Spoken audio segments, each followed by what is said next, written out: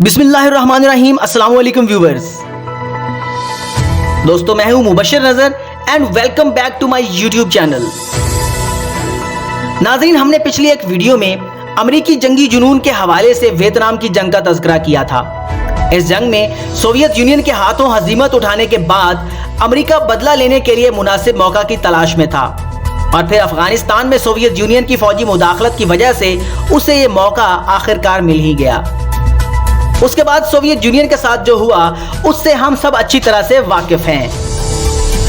नाज़रीन, Soviet union से Vietnam जंग का बदला अफगानिस्तान में लेने के बाद अमेरिका मुजाहिदीन को उनके हाल पर छोड़कर अफगानिस्तान से रुखसत हो गया। अपना मकसद पूरा करने के बाद उसने पाकिस्तान से भी आंखें फेर लीं, लेकिन उसे अंदाजा नहीं था कि उसने सोवियत दुश्मनी में जिन इंतहा पसंद कुव्वतों को बेपनाह ताकतवर कर दिया था वो सबके काबू से अब आज़ाद हो चुके थे और कुछ अरसे की खाना जंगी के बाद अफगानिस्तान पर तालिबान ने कब्जा कर लिया। बेरहम सियासत के रंग देखिए कि जिस सदर को सोवियत यूनियन खुद इक़्तिदार में लाए थे, मुश्किल वक्त पड़ने पर सोवियत यूनियन ने उसी सदर डॉक्टर नजीबुल्लाह से इस तरह आंखें फेर लीं जैसे आज अमेरिका अफगानिस्तान में सदर अशरफ गनी को तनहा छोड़कर जा रहा है। नाज़रीन, ये मुवाजना अपनी जगह, लेकिन हकीकत ये थी कि सोवियत यूनियन शिकस्त और अमेरिका की अदम दिलचस्पी की वजह से शुरू होने वाली खाना जंगी के बाद जो तालिबान बरसरे इक़्तिदार आए वो अमेरिका के हामी नहीं बल्कि मुखालिफ थे। सोवियत यूनियन अफवाद के खिलाफ जंग में मजहब को एक हथियार के तौर पर इस्तेमाल करने का नुकसान अमेरिका को 9/11 की शक्ल में उठाना पड़ा। अब बाजी पलट चुकी थी, सोवियत यूनियन का वजूद खत्म हो चुका था, ताहम अमेरिका अफगानिस्तान में अपनी कामयाबी का जश्न तादेर नहीं मना सका। 9/11 के बाद अमेरिका को दोबारा वापस अफगानिस्तान में आना पड़ा। इस बार उसे अक़वाम मुत्तहिदा का मैंडेट हासिल था। नेटो के इत्तहादी भी उसके साथ थे और पाकिस्तान जैसे नॉन नेटो इत्तहादी की मदद भी उसे हासिल थी। उसने अपनी गैर मामूली फौजी ताकत की बुनियाद पर अफगानिस्तान में अपनी हामी हुकूमत कायम कर ली, लेकिन इस हुकूमत को तालिबान की मुज़ाहमत का बदस्तूर सामना था। सोवियत यूनियन 1974 में जिस अज़ाब में मुब्तला हुआ था, अब अमेरिका को भी उसी तरह के एक दूसरे अज़ाब का सामना था।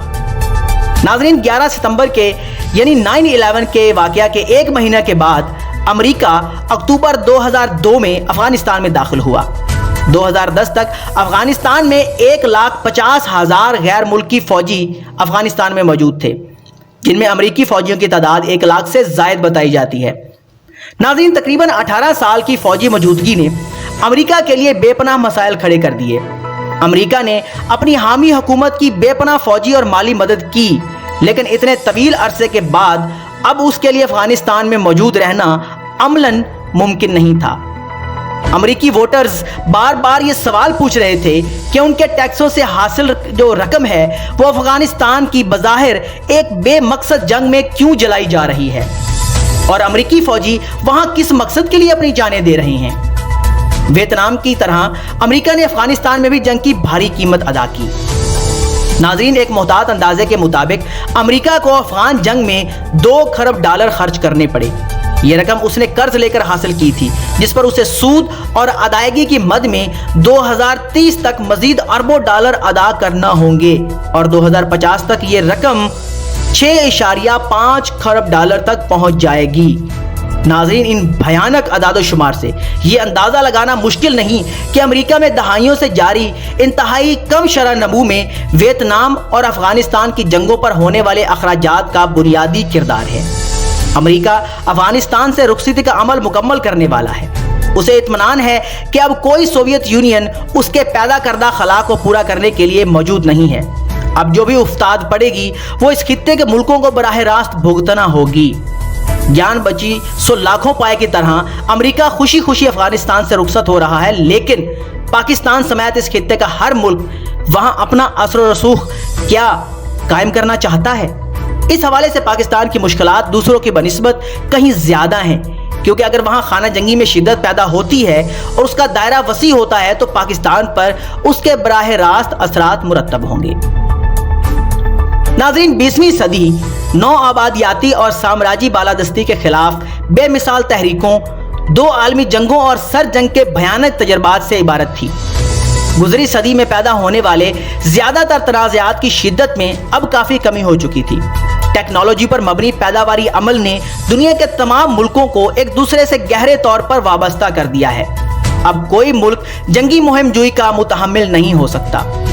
नाज़रीन, 20वीं सदी के ज़्यादातर तनाज़ात को पसे पुश डालकर वो मुल्क भी आपस में दो तरफा मुआशी रवाबित बढ़ा रहे हैं जो माजी में एक दूसरे के शदीद दुश्मन हुआ करते थे। दुनिया में सिर्फ अफगानिस्तान अब वो वाहिद मसला बाकी रह गया है जहां 21वीं सदी में भी बहुत से मुल्क एक दूसरे के खिलाफ किसी न किसी शक्ल में सफ आरा नजर आते हैं। इस हवाले से सिर्फ फर्क ये पैदा हुआ है कि अफगानिस्तान से अमरीकी फौजी इनखला के बाद वहां दूसरे मुल्कों की फौजें बराह रास्त एक दूसरे के खिलाफ जंगें नहीं लड़ेंगी, बल्कि इस बदनसीब मुल्क में मौजूद मुतहारिब मुसल्लह गिरोह मुख्तलिफ मुल्कों की नियाबती यानी प्रॉक्सी जंगें लड़ेंगे। नाज़रीन, मारूजी तज्जिया किया जाए तो यह कहना ज़्यादा मुश्किल नहीं होगा कि बदलती हुई सूरत हाल में पाकिस्तान को दीगर ममालिक से कहीं ज़्यादा मसाइल का सामना होगा। माजी की चंद गलतियां ऐसी हैं जिनकी वजह से पाकिस्तान को संगीन नौइयत के मसाइल दरपेश होंगे। नाज़रीन, पहली गलती यह थी कि अफगान जंग में पहले ज़ियाउल हक और बाद अज़ां जनरल परवेज़ मुशर्रफ के आमराना अदवार में पाकिस्तान को अमरीका का हलीफ बनाकर उसे अफगानिस्तान में बराह रास्त मुलव्विस कर दिया गया। इन फौजी हुक्मरानों ने अमरीकी हमायत और इमदाद के लिए पहले अफगान मुजाहिदीन की हमायत करके मुल्क में मजहबी, मसलकी और फिरका वाराना दहशत गर्दी को परवान चढ़ाया, जिसके नतीजे में क्लाशनकोफ और मंशियात का कल्चर पूरे मुल्क में आम हो गया। 9/11 के बाद जनरल मुशर्रफ ने अमरीका से बिला मशरूत ताउन करके इन अनासर के खिलाफ कार्रवाई में अमरीका के हलीफ बनकर बहुत ही गलत किरदार अदा किया। जिन्हें माजी में उन्होंने खुद पैदा किया था, उन्हीं की मुखालफत शुरू कर दी।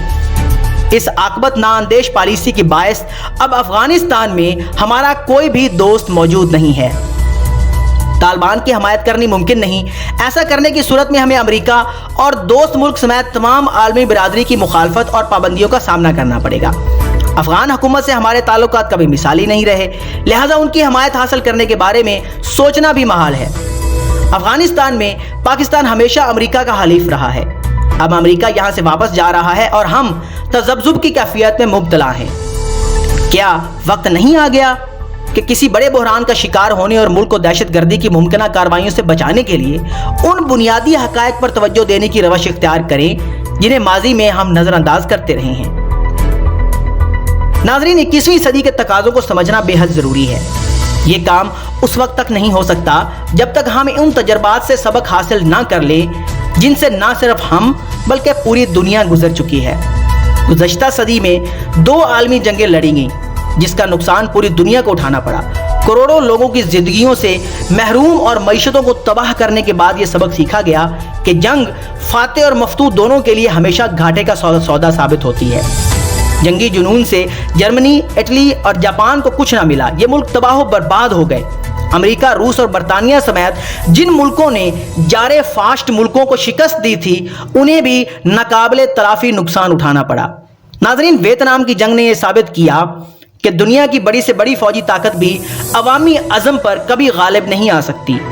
दूसरी जंग अजीम से कई गुना ज्यादा बम शुमाली वियतनाम जैसे छोटे मुल्क पर गिराए गए थे, लेकिन ये बम आज़ादी पसंद अवाम की उमंगों को कत्ल नहीं कर सके।